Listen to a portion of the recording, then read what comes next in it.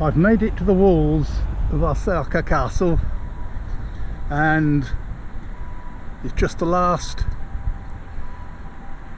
kilometre or two to do of my 18,000 mile ride. So I'm into the last mile now. What are my thoughts? Well, this is the culmination of a vision, dreams and plans going back nearly 10 years, 16 and a half months on the road. So this is in some ways a very special mile, the last one leading up to the 18,000 miles. But in other ways it's not. All miles are equal. They all count the same, whether it's zooming down from the top of a mountain or struggling through a thunderstorm. It has been the most wonderful experience. The last few days I've been getting flashbacks of things I've seen, places I've been to, countries I've cycled through. For example, when it's been raining here, that's reminded me of a storm in India. Passing a temple at the side of the road here has reminded me of a similar one back in China. This is not like a marathon where the important things are finishing and the time that you do. It's not about the end, it's the journey that's important on this trip. What happens on the way, the sights I've seen, the people I've met and the challenges I've faced. Memories that will last me a lifetime. And I've really enjoyed sharing this journey with you all. Your comments and support has meant a lot to me to help keep me going. 18,000 miles completed. 29 countries, 5 continents, 16 and a half months travelling around the world, cycling around the world. Mission accomplished. It's been a fantastic experience, one I wouldn't have wanted to have missed. I suspect I won't really understand what I've achieved for a while. It's been all about the journey, the sights I've seen, the people I've met, the challenges I've faced. It's all been terrific. The last 1,000 miles has been harder than I expected. Both the body and the bike were creaking somewhat, but they both carried through to the end. For 16 and a half months I've driven myself. There hasn't been any time to relax. Even on the rest days I've been rushing around trying to see as much as possible. So now I can take a bit more time over things and enjoy things at a slightly more relaxed pace.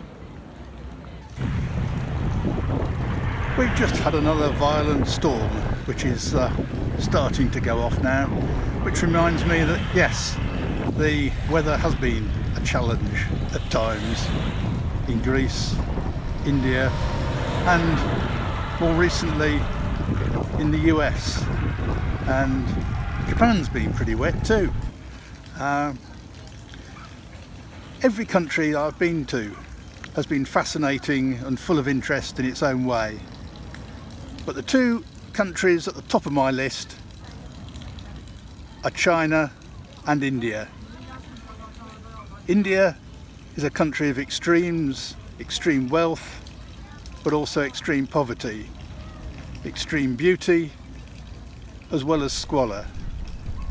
It's noisy, it's colourful, it's vibrant, it's always alive, it's in your face. And China, totally different culture, totally different script.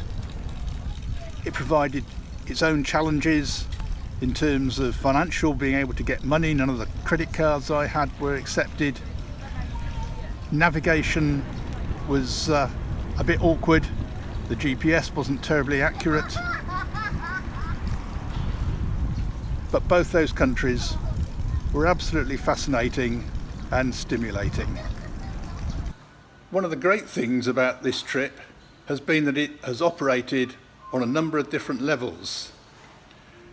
There's obviously been the physical, but then the mental, the logistical, and the spiritual. Then there's been the geographic and the historical aspects. I've particularly enjoyed getting a global historic education rather than just one focused on the West. And I've learnt a lot about the problems of indigenous peoples. Linkages have been fascinating.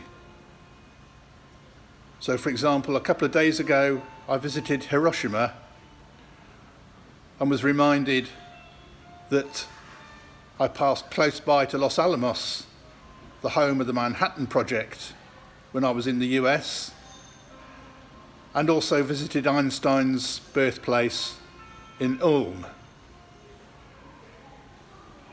Vasco da Gama cropped up, not only in Portugal, but in southern India and even China. And the Phoenicians were popping up all over the place. Globalization isn't a modern phenomenon only. It started a long, long time ago.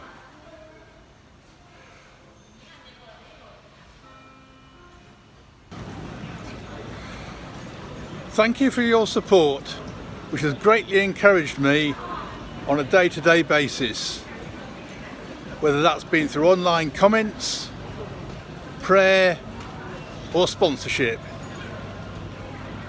A staggering £22,000 has been raised for the two charities, Tradecraft Exchange and Cancer Research UK.